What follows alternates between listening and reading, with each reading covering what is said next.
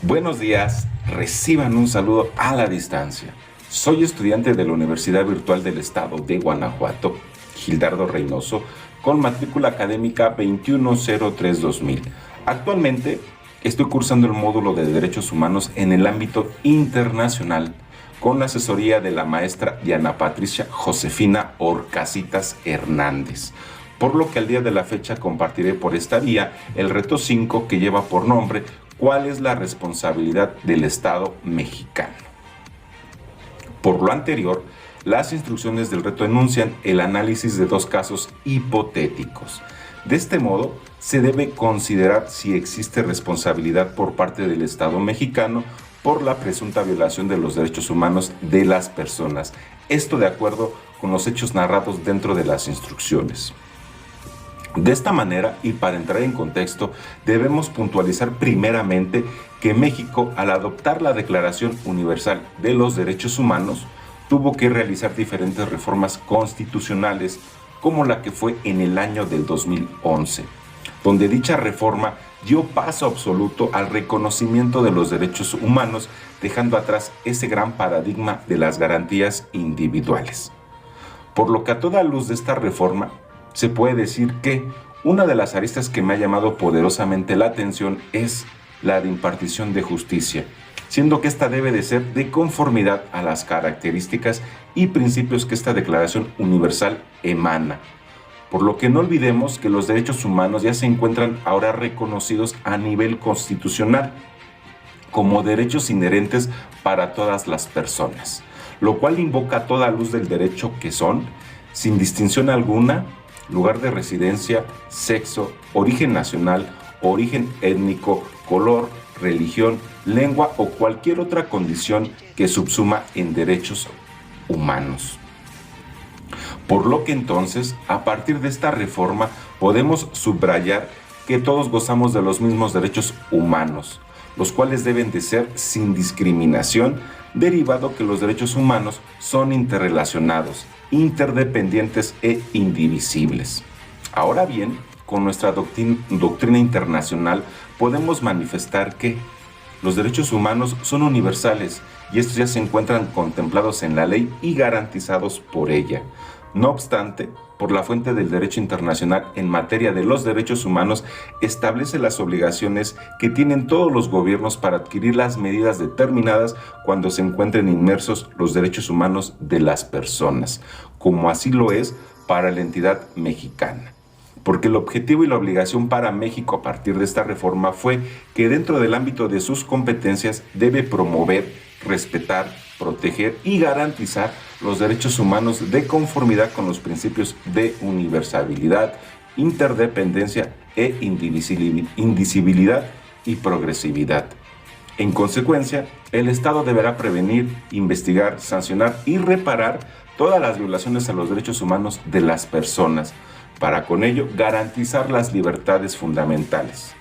Por lo anterior dicho, todas estas aristas las encontramos reconocidas en nuestra Constitución mexicana, en específico en el artículo 1, como también en su cinta con los tratados internacionales donde el Estado mexicano sea parte. De este modo, se dará respuesta a la interrogante del caso 1, donde se formula: ¿considero que existe responsabilidad por parte del Estado mexicano? Por lo anterior dicho, el caso narra que Ana se encontraba pacíficamente repartiendo panfletos a las personas que se manifestaban en la plaza de armas de su ciudad, por lo que el contenido de los panfletos expresaba su orientación religiosa. De esta manera, un policía decidió detenerla, argumentando que no era lugar para repartir este tipo de información, siendo que alteraba el orden público. En consecuencia, Ana permaneció encerrada e incomunicada por varias horas. Posteriormente, la trasladaron a la autoridad competente, donde fue víctima de vejaciones y menoscabo a sus derechos fundamentales por parte de los servidores públicos. Después de haber sido privada de su libertad por un día entero, la dejaron en libertad, por lo que entonces Ana denunció el hecho ante la Fiscalía General del Estado, así como ante la Comisión Estatal de Derechos Humanos. Ambas instituciones omitieron el inicio de cualquier procedimiento, por lo cual Ana acudió a la Justicia Federal, donde resolvieron incompetencia para conocer el asunto. 2 años después, Ana presentó su caso ante la Corte Interamericana de Derechos Humanos.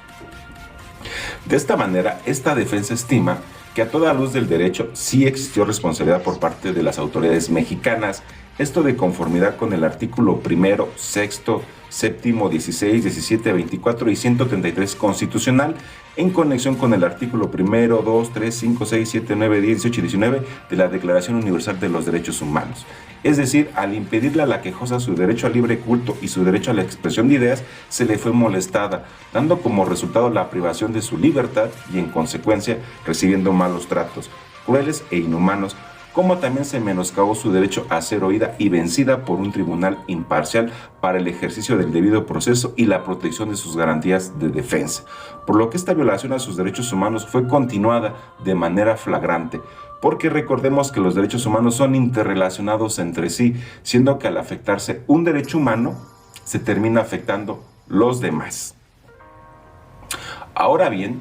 se dará respuesta a la interrogante del caso 2, donde se formula: considero que existe responsabilidad por parte del Estado mexicano.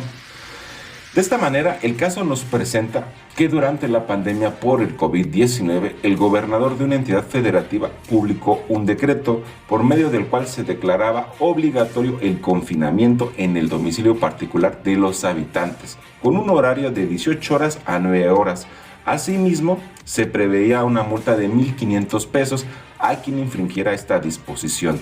De no contar con recursos para el pago de multa, el decreto previó 36 horas de arresto. Por lo que entonces Andrés, un hombre de 34 años en situación de calle, caminaba por la avenida principal de la ciudad a las 20 horas. Cuando un militar lo vio, lo detuvo y lo presentó a la Secretaría de Seguridad Pública, donde le fue exigido el pago de la multa. De esta manera, Andrés argumentó que no tiene dónde vivir, no tiene familia ni dinero para pagar la multa. Como consecuencia, fue privado de la libertad durante 36 horas y boletinado con fotografía en redes sociales como el primer detenido, un sinvergüenza capaz de negar a su familia con tal de no pagar la multa. Derivado de lo anterior, fue localizado por una asociación civil, a través de la cual se planteó su caso en jurisdicción militar y ordinaria, hasta ponerse del conocimiento de la Corte Interamericana de Derechos Humanos. Por lo que esta defensa estima que a toda la luz del derecho sí existió responsabilidad por parte de las autoridades mexicanas, esto de conformidad con el artículo 1, 16, 17 y 133 constitucional, en conexión con el artículo 1, 2, 3, 5, 6, 7, 8, 9, 10, 12, 13 y 29 de la Declaración Universal de los Derechos Humanos. Es decir, al ser decretada la contingencia sanitaria, se tuvo que respetar el derecho a la salud del quejoso, como el derecho a una vivienda. En consecuencia, se le fue privado de su libertad, imponiéndole una sanción administrativa punitiva. Asimismo, recibió tratos crueles, degradantes e inhumanos al exhibirle, sin considerar una detención arbitraria, la cual pudo ser objeto de una desaparición forzada, para con ello discriminándole por el hecho de vivir en situación de calle. Porque acuo, todos tenemos derecho a la no discriminación, principio que se forja como arista de igualdad, la cual protege a las personas de ser discriminadas por cualquier motivo, basándose en lo absoluto a la dignidad humana. Por conclusión, estos casos contienen mucha realidad de lo que hoy en día vivimos como gobernados, y me hubiera gustado ondear más sobre estos casos, pero se tendrá la oportunidad en un futuro próximo, siendo que estos tipos de actos arbitrarios no les doy cabida, siendo que desde antes de estudiar Derecho me ha gustado tener empatía con las causas, estando en contra de los abusos. A su vez también me considero y deseo ser un grandioso abogado en litigio estratégico, toda vez que estos tienen como grada no memorizarse el derecho ni la doctrina, sino a bien adquieren como herramienta primordial la capacidad de reflexionar sobre lo que es el derecho y la doctrina, como también el por qué las normas y en conjunto con el sistema legal siempre toman decisiones muy distintas a la verdadera apariencia del derecho.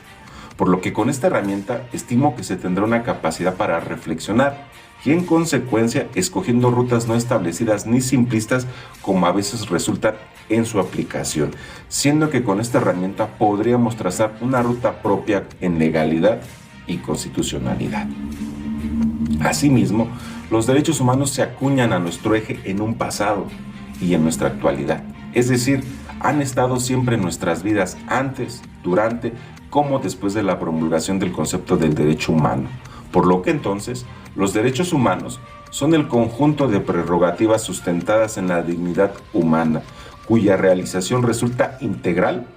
para el total desarrollo de cada persona, pero también nunca debemos olvidar que en nuestro plano individual debemos hacer respetar en todo momento nuestros derechos humanos, así como también respetar en todo momento los derechos humanos de los demás, porque el respeto hacia los derechos humanos de cada persona es un deber de todos. Siento que todas las autoridades en el ámbito de sus competencias siempre tendrán la obligación como el deber de promover, respetar, proteger y garantizar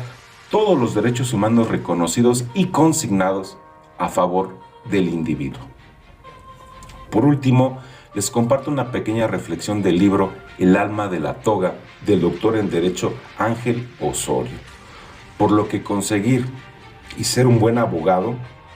no es una cosa sencilla. Siento que se necesita una gran cantidad de horas de estudio, a su vez de bastante esfuerzo después de la licenciatura, derivado a que las leyes están cambiando constantemente. Así pues, también es de suma importancia siempre cultivar habilidades mismas que no se consiguen dentro de las aulas, como lo son la argumentación, la negociación, el trabajo en equipo y el uso de tecnologías de la información. Para con ello, poder enfatizar que el buen abogado no es aquel que gana todos los juicios, sino el que siempre mantiene a toda luz su ética, a su vez el profesionalismo en la verdadera práctica del derecho y forjándose de la herramienta del litigio estratégico. Y sin nada más que decir, gracias por su tiempo y espacio, por lo que tengamos un excelente día y recordemos, somos VG y hasta la próxima.